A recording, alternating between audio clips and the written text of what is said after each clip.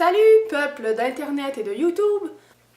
Là, désolé ma voix un petit peu ton Éric Lapointe. J'ai eu un virus cette semaine, je sais pas ce que j'ai pogné, mais ça m'a foutu sur le cul. Aujourd'hui c'est quand même pas si pire, je mouche encore beaucoup, je sais pas si on voit à la caméra, mais j'ai le nez comme hyper rose. C'est tout rouge, c'est sensible, on dirait que je t'avais de comme plummer du nez. Je déteste ça, je déteste moucher ma vie. Puis en plus, ce qui arrive, c'est que je suis bouchée comme juste d'une narine.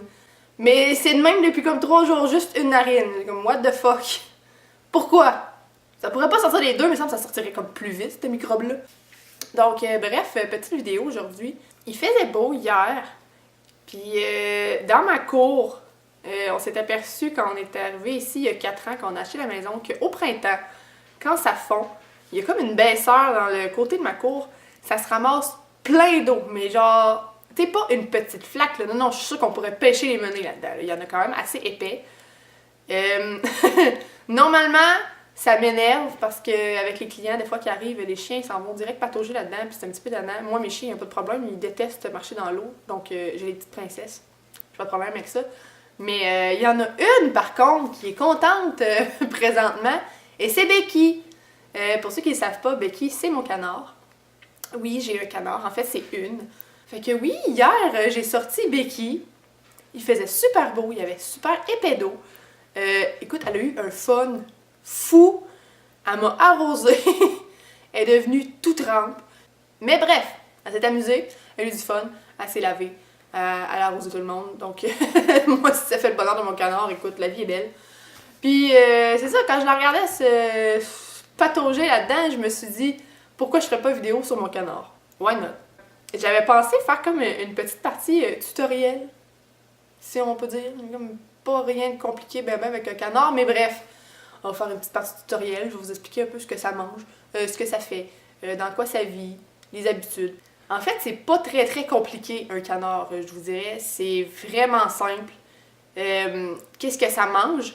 Tout simplement de la moulée à ponte. Elle mange la même chose que mes poules. Moi, j'ai 2 poules, j'en ai maintenant 3. J'ai une nouvelle petite arrivante qui est présentement en quarantaine. Une question de tout éliminer les bactéries avant de la mettre avec mes autres poules. Parce qu'elle a eu une petite grippe en arrivant, elle a enflé d'un œil. Bref, je vous ferai une vidéo là-dessus, c'était pas joli. Ma pauvre petite poulette, elle était si mini. Mais bref, non, c'est ça. Macan mange la même moulée que mes poules, parce que mes poules, c'est des poules pondeuses, donc ils mangent la moulée à ponte. Donc Macan mange la même chose. Sinon, ça peut manger plein d'autres choses.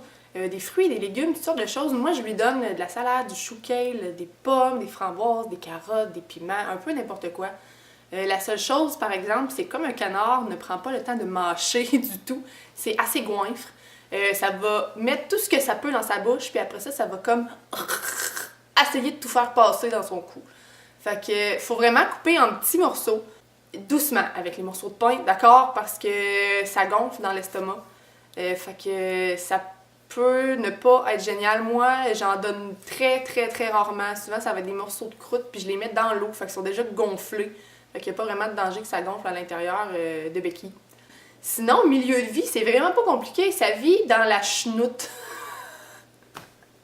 C'est aussi simple que ça. Plus c'est boiteux, que c'est humide, ça a un bassin. Sérieux, mettez un bassin. Je sais que l'hiver, c'est un peu compliqué. Là, la mienne n'a pas eu de bassin cet hiver. Par contre, elle avait tout le temps un grand bol d'eau. Fait que, elle pouvait quand même se rentrer la tête dedans un peu. Mais ça lui prend un bassin. C'est un volatile qui est aquatique. Ben volatile. On s'entend que Becky, elle vole pas vraiment. Là. Mais bon. À la base, c'est volatile. Ça a besoin d'eau. Ça a besoin de fouiner dans l'eau. Ça a besoin de fouiner dans la boîte. Sur le rebord des lacs, là, ça va aller... ça se rentre la tête dans l'eau, quand ils ont les fesses comme dans les airs, là. Ça va aller fouiner comme dans le fond de l'eau, manger un peu de terre, de foin, de gazon, puis de mini bébites.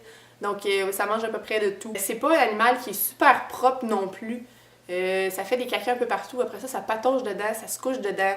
Donc c'est pas un animal que tu fais vivre dans ta maison. Hein? Ça va foutre le bordel, on s'entend. Ça vit dehors. On peut pas faire cohabiter nécessairement les poules et les canards. Pas qu'ils s'entendent pas bien, parce que c'est comme les deux à peu près la même grosseur, donc ça va quand même relativement bien.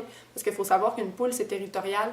J'ai rentré une petite poule Bundy, qui sont des petites poules comparées aux très grandes, les poules russes, les poules pondeuses que j'ai.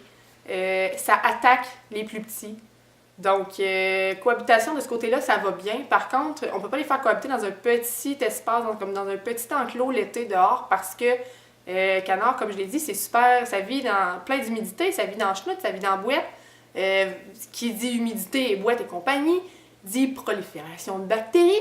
Et les poules, c'est quand même sensible à ces bactéries-là. Donc, si vous voulez les faire cohabiter ensemble, assurez-vous d'avoir comme vraiment un grand espace. Si vous avez une espèce de basse-cour, un très très grand enclos, parce que tout le monde vit ensemble, il n'y a pas vraiment de problème. Il va y avoir un espace qui va être plus sec, un espace qui va être plus humide, puis tout le monde va se tenir où ce que ça y tente. Par contre, si vous avez un enclos qui est un peu plus petit, moi je vous conseille peut-être d'avoir 2 enclos petits, mais que chacun va avoir son espace, puis il n'y aura pas trop de prolifération de bactéries pour une espèce qui est plus sensible que l'autre. Donc ça, c'est à faire attention. Sinon, mais c'est pas mal tout. C'est relativement simple. Un canard, en fait, c'est ça que ça fait de sa journée. Ça fouine dans l'eau, ça fouine dans la boîte, ça se couche dans la marde, ça mange, ça patauge dans les flaques d'eau, puis c'est pas mal tout. Je vais vous laisser sur des images de Becky qui s'amuse un petit peu dans l'étang que j'avais dans ma cour. Parce que oui, c'est quasiment ça. J'aurais vraiment pu pêcher des menées là-dedans. C'était incroyable. Comment est-ce qu'il y en avait épais. Je te dirais un 10 à 15 cm des fois par endroit d'épais d'eau. Ça a eu bien du fun. Fait que je vous laisse sur des images. Puis laissez un pouce bleu si vous avez aimé. Puis sinon, ben, on se reparle dans une prochaine vidéo. Ok, bye!